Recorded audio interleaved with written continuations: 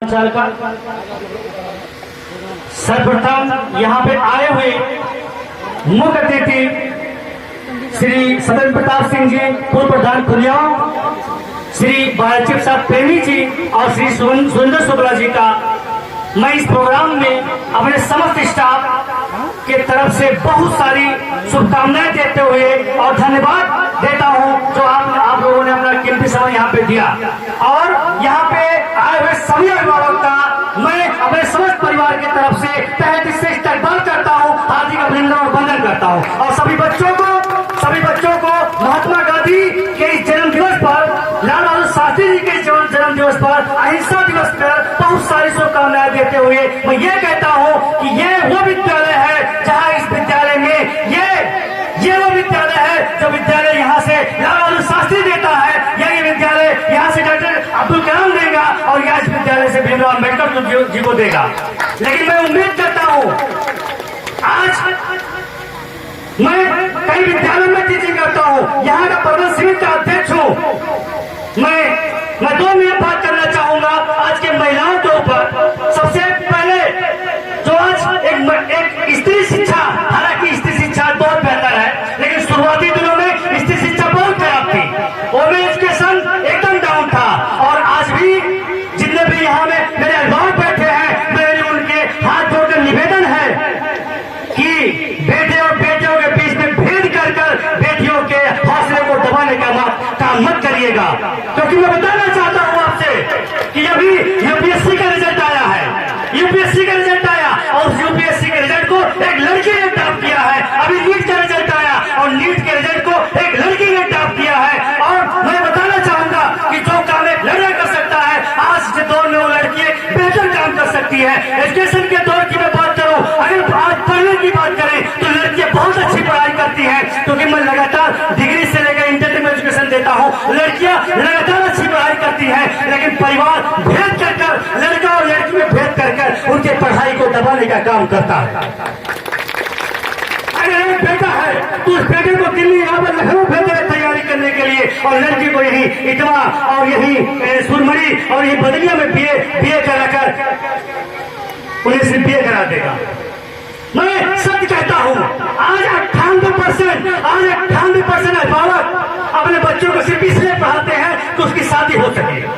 98% अभिभावक लड़कियों को इसलिए पढ़ाते हैं कि उसकी शादी हो सके, पढ़ी लिखी रहेगी, रिश्ता अच्छा मिलेगा, दहेज कम लगेगा। मैं उम्मीद करता हूं कि आप लोग केवल शादी के लिए न पढ़ाइए, इसलिए पढ़ाइए वो नीट क्वालिफाई करेगी, यूपीएससी क्वालिफाई करेगी, आईएएस बनेगी, पीसीएस बनेगी। कम से कम उसके अंदर, उसके काबिलियत के अंदर, उसकी काबिलियत को झांक कर तो देखो।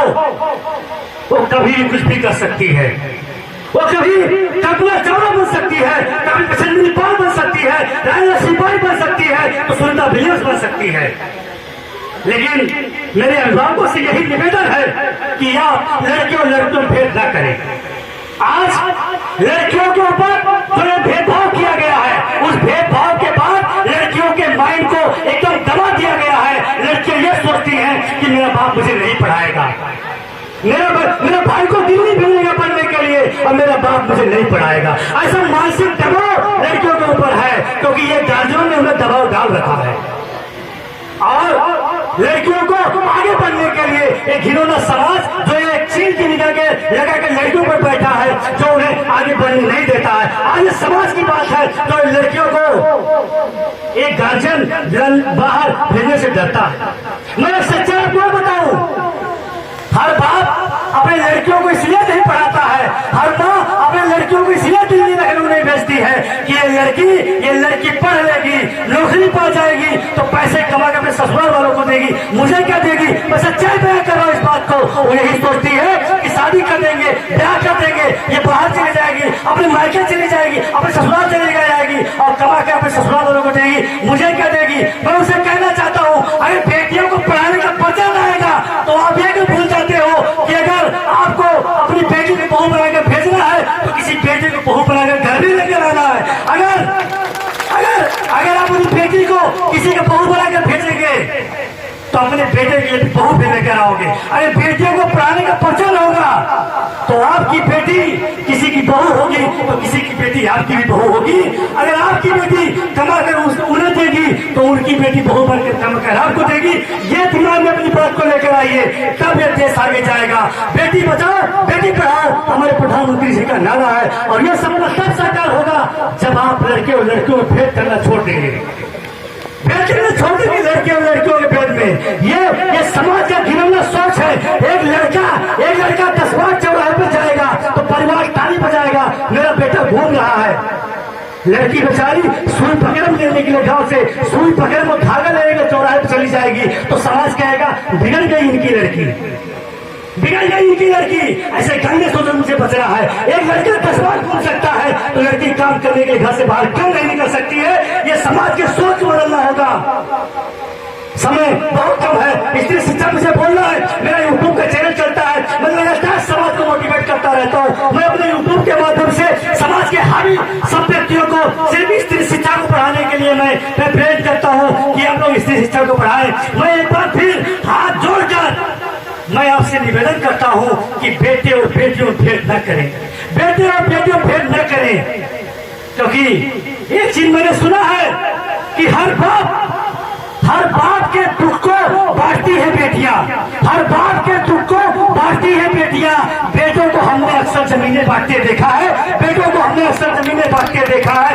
इस चीज को आपको समझना होगा कि अगर आपका बेटा नालायक निकल जाएगा, आपका बेटा आपका साथ नहीं देगा, आपकी बेटी आपके साथ सना फसाना खड़ी रहेगी, आपके साथ कंधे से कंधा मिलाकर चली रहेगी। अपने ससुरालों से लड़कर, अपने पति से लड़कर, अपने सास ससुर से लड़कर, सबसे लड़कर आपका साथ देगी। वो बेटी होती है जो दुख के घड़ी में आपका साथ खड़ी होगी। वो आपका बेटा आपका साथ नहीं देगा, लेकिन वो बेटी साना पसाना एक सिस्टम के बाद आपके साथ खड़े होकर आपकी हाजिर मदद करने की तैयार होगी। मैं इस बात को बड़ी मजबूती के साथ कह सकता हूँ, जो काम एक बेटियां अपने बूढ़े माँ बाप के साथ कर सकती है वो बेटा नहीं कर सकता है। मैं इस चीज को बता सकता हूँ।